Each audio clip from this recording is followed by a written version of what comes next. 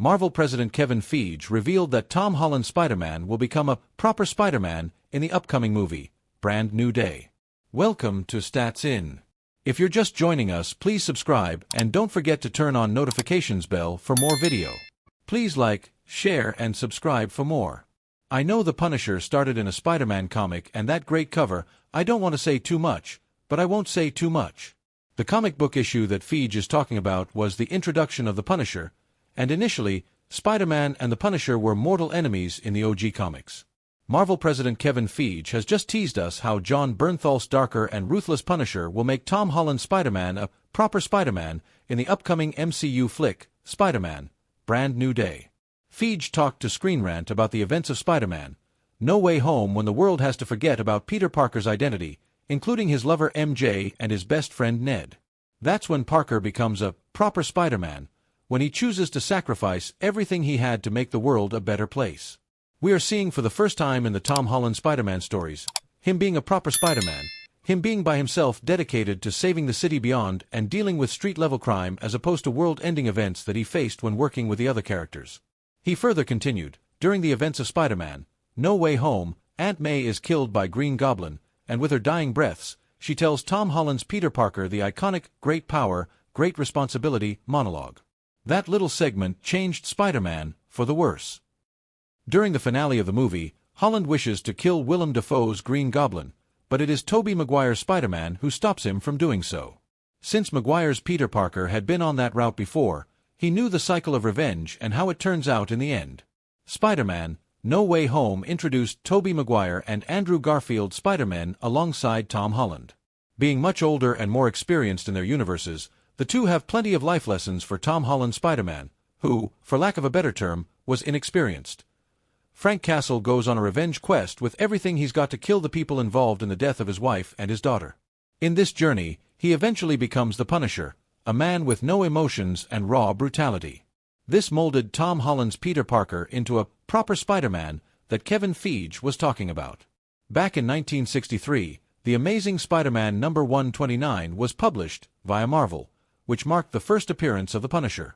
With Frank Castle's Punisher being brainwashed by the Jackal to take out Spider-Man, the Punisher is originally introduced as an anti-hero and a nemesis to Spider-Man. Much like the comic books, it seems that a similar strategy might be adopted by Spider-Man, Brand New Day, when Jon Bernthal's Punisher marks his entrance in the MCU movie, and we have a perfect theory to go with it. Well, we think that with Spider-Man coming face-to-face with Jon Bernthal's Punisher, Holland will have an instinct to save the villain rather than them getting killed by the Punisher.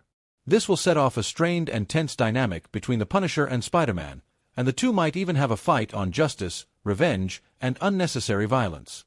Watching the Punisher in his revenge and rage might make Holland remember Tobey Maguire's words, and he might try to help Frank Castle get rid of all this pain as well. Both Spider-Man and the Punisher have lost someone they loved. The only difference is that the Punisher chose the path of war, while Tom Holland's Spider-Man was stopped from going into the revenge cycle by Tobey Maguire's Peter Parker. Spider-Man, Brand New Day is set for a release date of July 31, 2026, in theaters, while Spider-Man, No Way Home is available to stream on Disney+, USA. Knowing that he has a chance to take revenge for Aunt May's merciless killing, Tom Holland will have a choice to make. Either be the proper Spider-Man that Maguire had advised him to, or become another rage-fueled killing machine like the Punisher. This will deepen Holland's morals and beliefs and make him an even better version of Spider-Man. Who knows, maybe Spider-Man, Brand New Day might also be Frank Castle's last shot at redemption. Although there are tons of questions, the simplest answer is to wait and watch for the film's release. Do you think Tom Holland's Spider-Man will take the high road or join the Punisher in his pursuit of vengeance? Let us know your thoughts in the comments below. The Fantastic Four wasn't the MCU home run Kevin Feige hoped for, and that might force him to abandon a key strategy. Welcome to Stats In. If you're just joining us, please subscribe and don't forget to turn on notifications bell for more video. Please like, share and subscribe for more. The Fantastic Four was released on July 21, 2025, and debuted to $117.6 million at the domestic box office. However, it saw a massive 80% drop on its second Friday, via Variety, grossing only $11 million. The publication predicted that the movie was struggling to connect with the general audience. The Fantastic Four was released in theaters last month, but despite positive reviews, it suffered a huge box office drop in its second week. According to a report from Deadline, the movie saw a 66% drop at the domestic box office during its second weekend.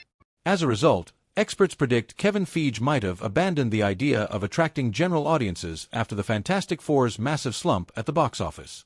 General audiences are saying that more of the same, even when well-made and well-received, is not necessarily enough to get folks in theaters. Expert Brandon Katz of Greenlight Analytics and Observer made the above comment regarding the movie's box office struggles via Screen Rant. Here is what could change at Marvel Studios as a result of the Fantastic Four's box office performance.